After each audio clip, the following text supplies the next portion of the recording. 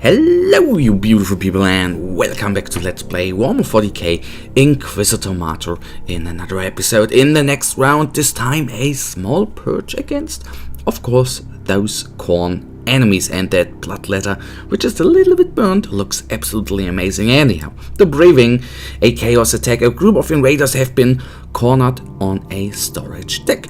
They appear to have joined by some kind of leader. This gives us the opportunity to capture and perhaps interrogate someone who may know the purpose of the invasion. Clear the area of the hostiles. Clear the entire area of hostiles to complete the mission. Exterminate all enemies.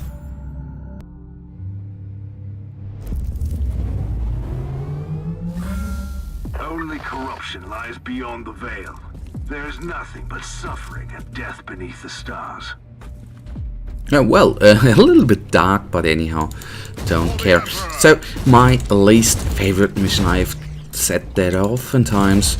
We are playing right now a Purge. Why, of course, is that my least favorite mission? Because it takes time-wise, it is the longest mission available, because you need to go through every room and need to kill every single target.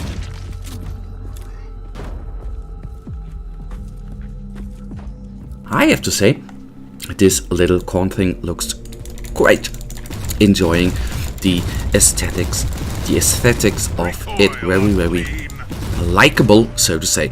Of all the Chaos Gods, Khorne for me always has been the most sympathetic. No, not that, but the if I would be a Chaos player, I would be getting in the Khorne direction, because I don't know why in many games I like the close combat guys more than the ranged guys. Hence we are playing, of course, a ranged guy here. And I just like the brutality of Khorne. Of all the Chaos Gods, the most gruesome, the most brutal. So I don't know why it is. I just enjoy that. So if I would play a 40k Chaos army, of course it would be a Khorne army. And you've got to love those Khorne berserkers and the Khan the Betrayer, for example. Absolutely amazing models, amazing background, and I think the whole thing with Khorne and his skull throne, I like that. That is just my style. I don't know why, but maybe I'm a little bit weird there, but don't get me wrong, I like the other Chaos Gods as well. But I've never been in playing a Chaos Force. Anyhow, back to the game. Second mission of the priority assignment. Sadly enough, this is the last DLC priority assignment, so after that I am not certain, until the next content patch is coming out, I am not certain what we will do. I am not tempted to play those random generated missions too often, because I don't want to call them boring, but I think day in day out that is not cool. So I am thinking about playing or continuing to play those Warzone missions. I've played on Sunday, 2 days ago, I've played the next Warzone missions. If you remember, we played it before and I could complete it, which has not worked out before, but I am not certain whether we are going to make the next couple of Warzone missions. I think we are currently, sadly enough, stuck at the point where we need to farm, go on and play as many missions as possible and get better gear. A soul-bound warp creature protects the chest. Most remarkable. To go on. That is sadly enough the current point. Okay, some nice stuff, but I guess we need to get through that. I still have the hope. I don't know why I set that goal for me. I was set with the initial release of the next patch, which was end of May. I said to myself, well, let's reach rank 80, which is the last rank, and it is a trap again, all race traps, and now I think we might make it sharply. I hope that. So let's see those turrets down. No rewards from those boxes in the last couple of weeks. That is a little bit saddening.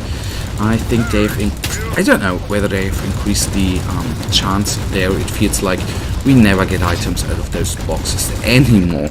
Maybe my luck is all but depleted. Might be.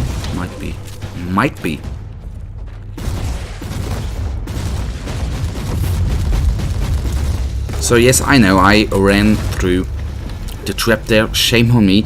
Every time I'm a little bit too concentrated on the game, or on speaking, it always happens and I just walk through that. Shame on me again.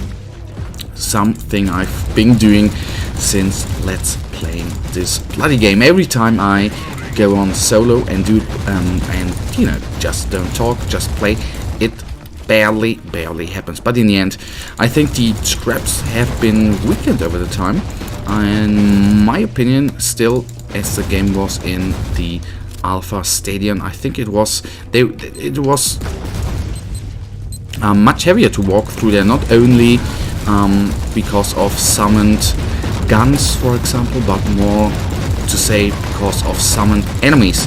That was, I think, the first iteration of the traps with the skulls was, you know, just some enemies being summoned in, which was not bad, but always meant you need to invest a little bit more time in the mission, because of course you had to kill them off, because they were, you know, just triggered at you there.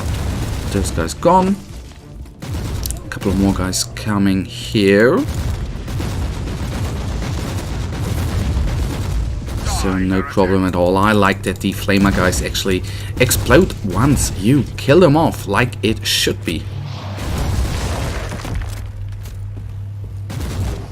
Gone. This one gone as well. And so we have cleared out most of the enemies by now, which is a, well, let's say it like that, a very satisfying feeling of all. And one large enemy is in front of us, so that is not weird. That was it actually in the debriefing already said, so I am not surprised, and it is not a nice enemy. I don't particularly like this guy because he has something like a crippling hook which drags you to him, which of course for a close combat, for a ranged guy is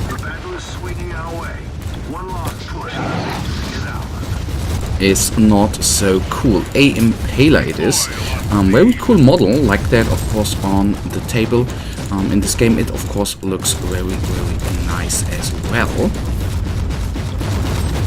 Only 5000 HP remain. That should not be that. Oh my goodness, we nearly died there.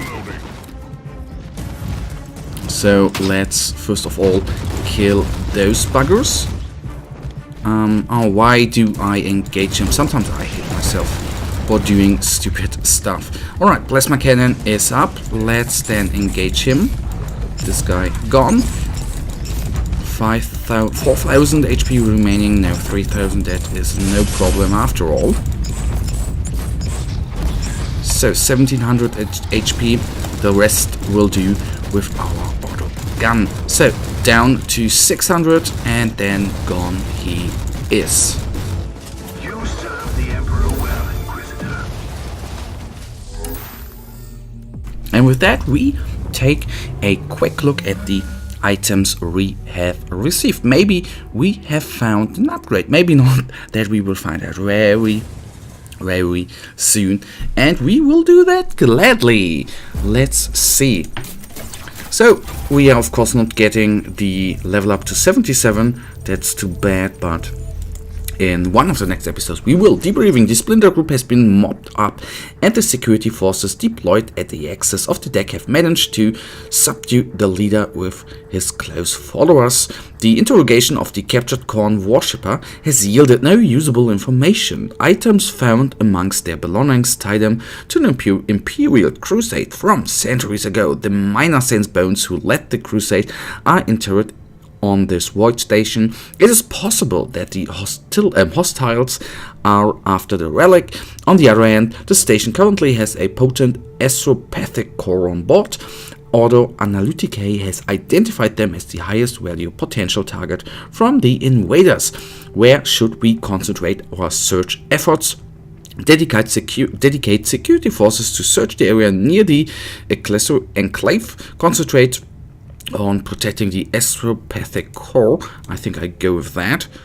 And guys, we take a quick look at the items we have received here. The usual thing, no upgrades whatsoever. But that brings us to the end of this episode. We will of course go on with this priority assignment in the next episode, guys. But for now, I, as usual, really thank you for watching. If you guys have enjoyed this episode, then please give me a thumbs up and subscribe. If you have anything to say, whether it's positive or negative, guys, please leave me a comment. For now, have a nice day. Stay frosty. Bye.